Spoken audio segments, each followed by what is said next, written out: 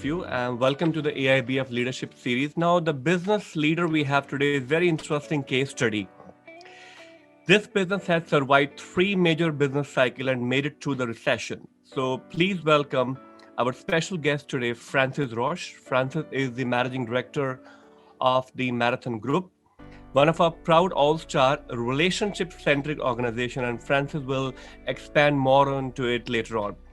So just a few words about Marathon Group. So Marathon Group is a family-run business for over 25 years. Initially, they started with the concept of setting up a bus company without owning any of the buses. Imagine like a Uber or Amazon. So Francis, you're very welcome. And without further delay, I would like to ask you my first question. Please share with us, how did it all start? Good morning to everybody, and thank you very much for the opportunity here to speak with you all today and to share my thoughts on our journey. So it started actually when I was looking at this yesterday and then today. My actual entrepreneur journey started when I was 8 years of age, when I started up my first business, repairing, doing puncture repairs on bikes and taking bikes in, old bikes, and doing them up. And that developed into, when I was 12, setting up a business called Small Jobs Incorporated, which was cutting grass, hedges, anything at all. So, but my journey in the marathon business, which with Michael, which we started, the bus company without any buses, started 25 years ago. So when I looked at that this morning, I've actually been 38 years creating businesses, and it's quite a thing to think that most of your life that's what you've been doing, that you've been creating. So that's how it all started, exactly as you said. And my response to Michael was working in a bus company at the time, and he saw that the cost of drivers and the cost of the maintenance and everything else was taking so much energy and time out of the business, that if you focused on your marketing and sales, that and then just hired in the buses as you needed them, that actually was the key to success. And I was just in my final year of college when he came to me with that business idea, and my kind of thing was, well, absolutely, let's give this a go and see where we end up. That's brilliant. So essentially, you become a sales and distribution company, and you we were the sales, the marketing, buyers and suppliers. Yeah, exactly. The sales, marketing, and most importantly, the operations. It was managing that service end of it. What we found was customers don't mind what name is on the bus that arrives once it's the nice bus that they ordered, that it's, half an hour before the time they ordered it for, and that the driver is, providing that kind of nice service to the clients. They didn't mind which name was on the bus. The important thing was the service around that. Brilliant. And so, Francis, tell me, back in March 2020, when the pandemic hit, what did you do when it all stopped? I would assume probably a lot of the travel restricted, the contracts finished, there were no events happening. So... Absolutely. Well, as I said, the company built from the point of just running the virtual bus company into doing travel tours. Marathon Sports Travel would be a massively well-known brand, bringing people to the Premier League, rugby matches, World Cups, Lions tours. At home here, we had our what we call our day tours. We call them the granny tours because it's kind of that over 65 market. They go very traditional, days out, weekends away, holiday breaks. And then over the last 10 years, we've really become a specialist in the transport and logistics around major events. So literally, when I was looking at the business a year ago, Mike and my business partner successfully retired out of the business. It was down then to myself and my brother Padraig and my other brother David, and my Padraig's wife Minna. We were now the management team. We were now in charge. And when we were looking at things, then looking at the last 10 years, how at one stage one part of the one revenue stream would be up, another would down. I said, how well set are we now? You know what I mean? Even if something happens, one part of the business, we have so many other very strong, reliable revenue streams. We had massive plans for 2020, and we hit the ground absolutely flying in January 2020. And right up to our last event was the Liverpool versus Atletico in Anfield, where we had a couple of hundred people away at it. That was our last kind of major event. And literally then it all stopped. And when it all stopped, it actually was hard to process. For me, I was here going, oh, it'll be a week, it'll be 2 weeks. We'll be back in April. We'll be back in May. The summer series will happen and all that. And I think for all of us, and we were trying to grapple with the kind of vastness of it and the challenges of it. And I think we really went through the process of grief. We had that all. We had denial, we had anger, we had bargaining. But eventually, sometime I would say probably around Easter time in early April, we came to a point of acceptance that we are not in control of this, and we have to stop trying to guess what's going to happen and look at how we are going to respond. Second.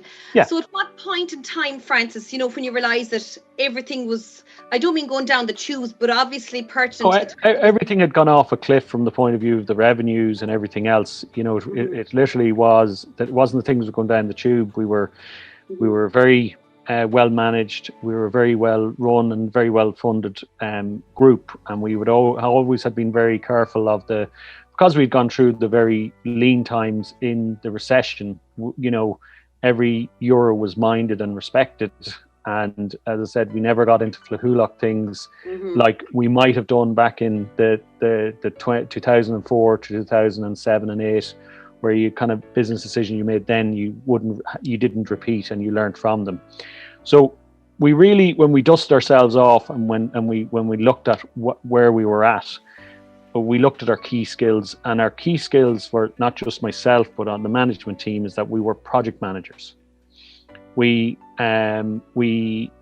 were people who could connect things together, who could bring things together, and that was the basis under which we started. That was the change where we started saying, okay, if we're project managers, it doesn't matter. We're attached to travel. We really like that, and we're really good at that. But that wasn't what was going to define us. That we said, right, we're going to see what it is out there for us. Mm-hmm. So it was literally that. It was literally that point where we kind of looked at what are we going to do now. So I suppose moving on from that then was that we then looked at what businesses were out there, what was the needs, what was the requirements, and that's where we started looking at all the options that were in front of us. And what did you do? Like, what question did you ask yourself, your team, and where did you venture? The question we asked is that where is the need, and where can we fill that need? So from probably around March time onwards, I'd been speaking with the guys who I would have traditionally got tickets off. I would have speaking with all our contacts, people who were ringing to see were we okay, people who were genuinely concerned, how are things? And then we looked at, well, where are we at in terms of this whole thing? And we said, right, when I spoke to a number of my contacts, and they said, listen, the area of PPE, sanitation, dispensers, everything like that there really looks like it's going to be, as we come out of this, there's going to be a huge need for this.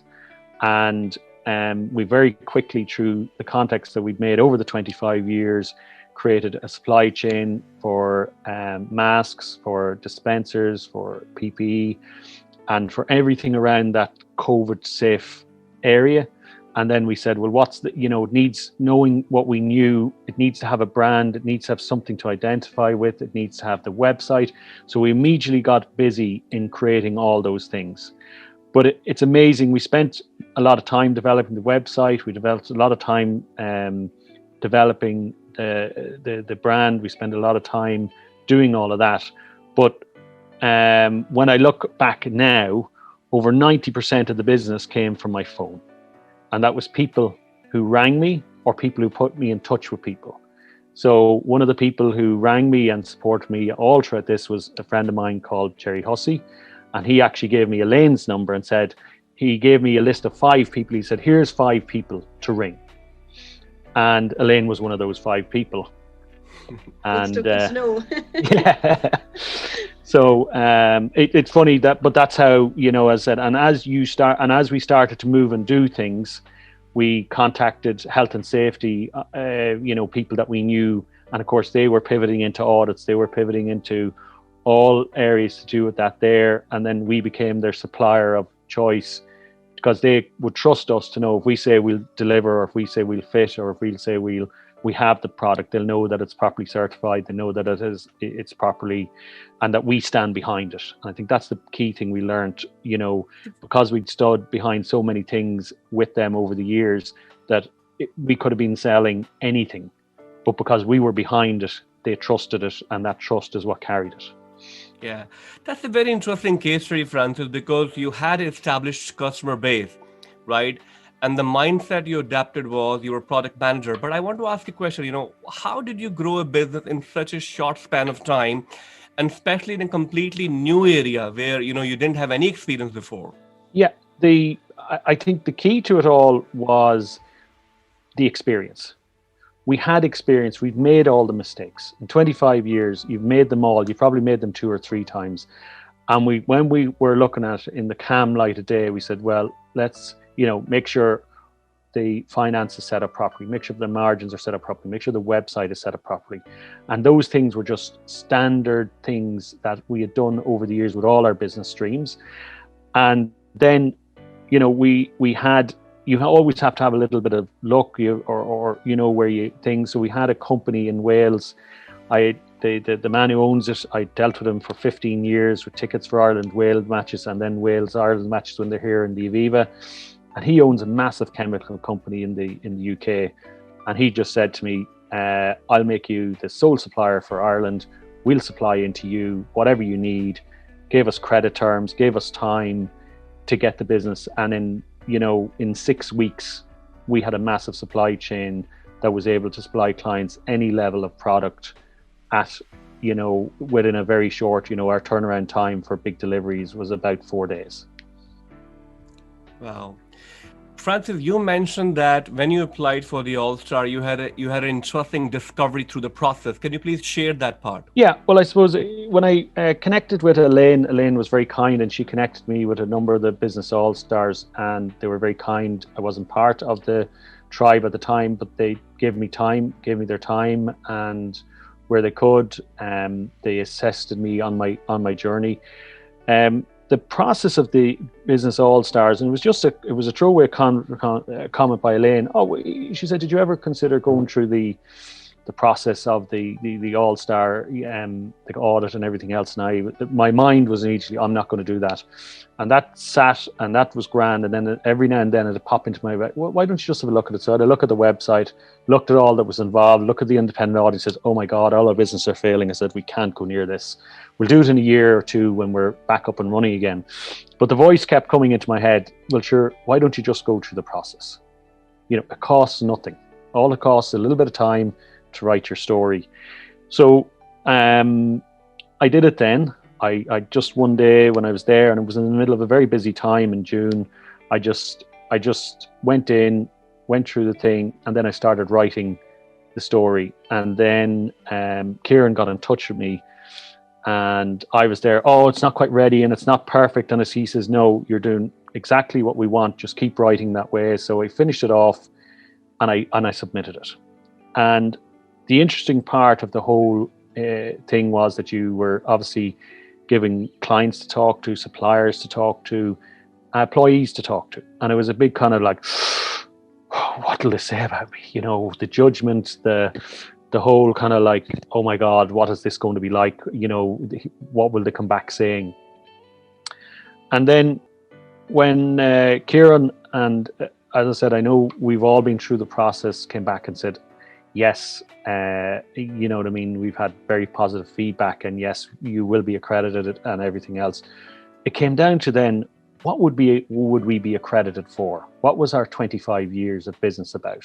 And he says, oh, well, your customers spoke very well of you, your suppliers spoke well of you, a whole lot. And it was probably 3 or 4 days, myself and Kieran were going over and back, because I said, it's not right yet. It's not about our customers, and it's not only about our customers. It's not only about suppliers. And that's when it came to me. I said that Marathon, about what we put even before money is the relationship we had with our suppliers, the relationship we had with our customers, the relationship we have with our staff. If that isn't as we had invested in it over the years, well, then we would not have been able to build the new business as quick as we did. We would not have got the support of the people who we've worked with over the 10 years, who had also had to pivot into new areas of business. And it was like an aha moment to say, that is what we're about. So even if we were never to do another tribe meeting, if we were to never to do anything else with the Business AllStars, that gift of knowing what it is we are about. So now when I meet people and they say, and what do you do? I said, we build great relationships with customers and suppliers.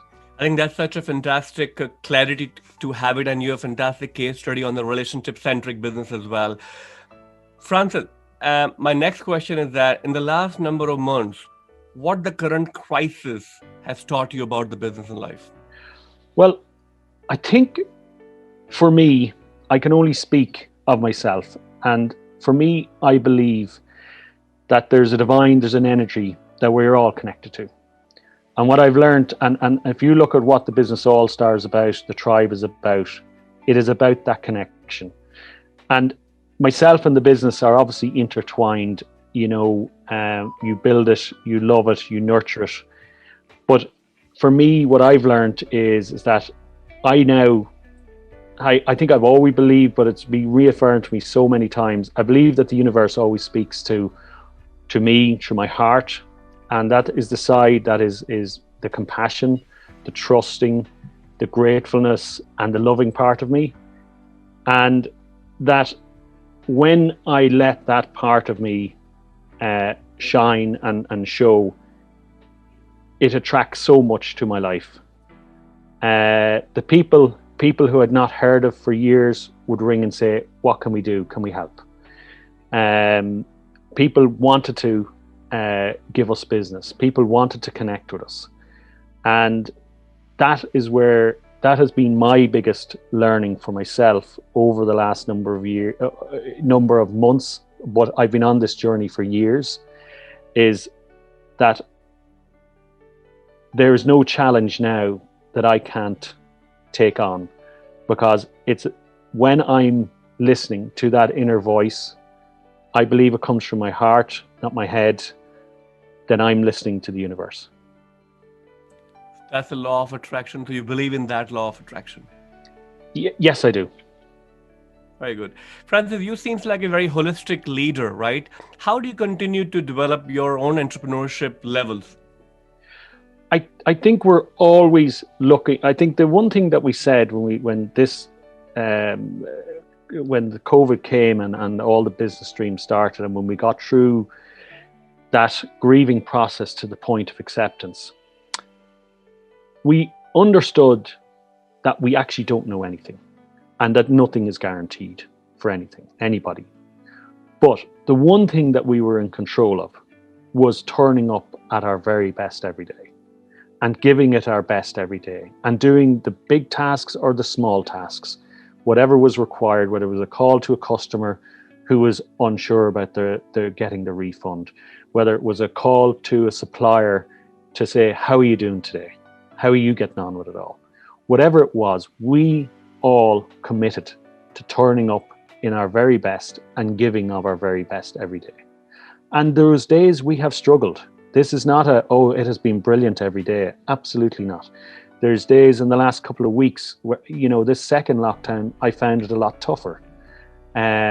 Because we're in that we're moving from the kind of emergency to the kind of, now we're at the living with COVID, and now there's the hope of the vaccine. And the challenge is to bring our businesses on that journey for probably another 6 months before we get to a new normal. It won't be an old normal, and people keep talking about the old normal. That's gone. And to just trust and believe that if it's taken us this far, it will take us all the way. And that has been the big learning. And that's where now, when we have this time that we're not busy, we all remember busy, where we're not busy, that we are going back to those core principles, and we are creating from that point of conscious creation. And we're looking for literally the signs, and we're listening to see, well, where the question we're asking ourselves at the moment is, what businesses, what version of ourselves do we want showing up in 2021? Brilliant. Francis, what are your plans in terms of continue building and growing your business for the next 6 to 9 months to 12 months? Well, they're multifaceted given the number of businesses that we have. Obviously, we're hoping that the travel and coach hire businesses, the coach hire has been the first business to come back. So we would hope that would be on a growth trajectory into 2021. Well, it will compared to 2020 anyway. We would hope that the vaccine and obviously rapid testing might help the travel, even that if that's within Ireland, to get up and running for 2021, and maybe the latter half of 2021 into 2022, we'll see a further bigger recovery where we can go back to our sports with full stadiums, where we can go back to all those type of things. So there are kind of older revenue streams. The COVID safe services, I think, is going to keep growing in that, with a vaccine and everything else, we're going to probably develop that into more on the safety side of the events, because there's going to be a correlation between events coming back and needing expertise, equipment, whatever it is to kind of help those events get off the ground. So we can see that event stuff coming together with our COVID stuff. And then another new business, which is not on our board here, which we're going to be launching in January 2021, is wellset.ie. And that is about your wellness and your mindset, Wellset. And that's going to be led up by my brother Padraig, who is a fantastic coach. And on his journey over the last 9 months, he has recognized that that's where his passion, his love is, and that we as a group are going to support that in making sure that he can be the very best version of himself. And that that's the next exciting part that we're looking forward to.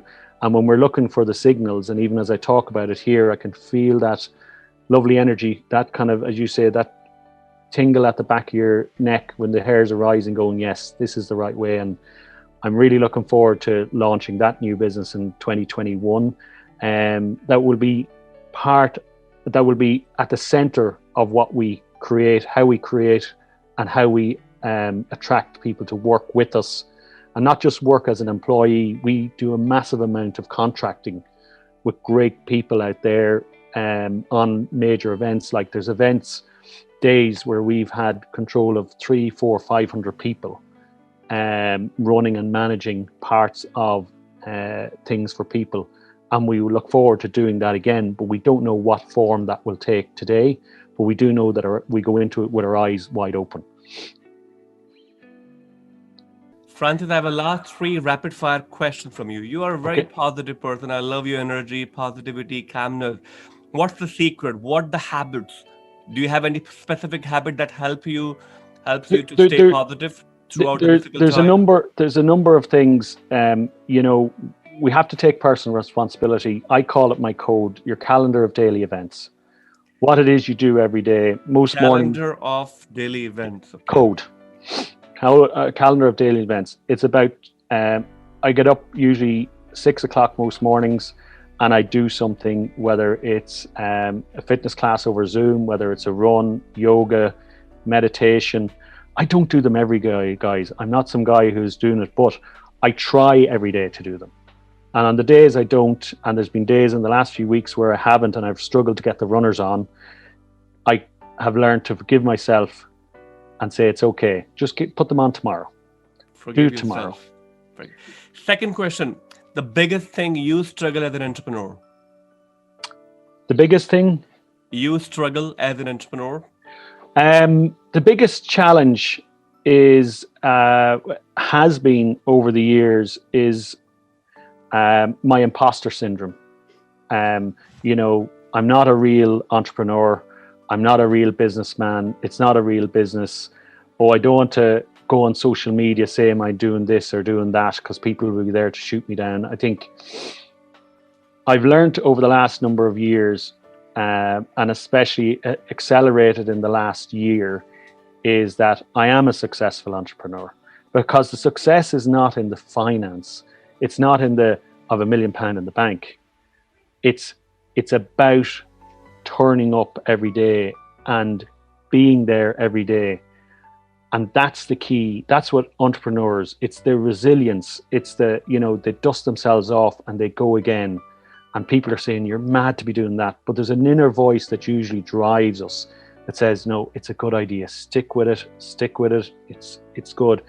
And like, how many ideas do we know of where the entrepreneurs said afterwards, well, everybody else said I was mad, but I had a belief and I had an understanding. And I think the biggest challenge is that I've overcome that imposter syndrome over the last number of years, where I've said, well, look, this is who I am.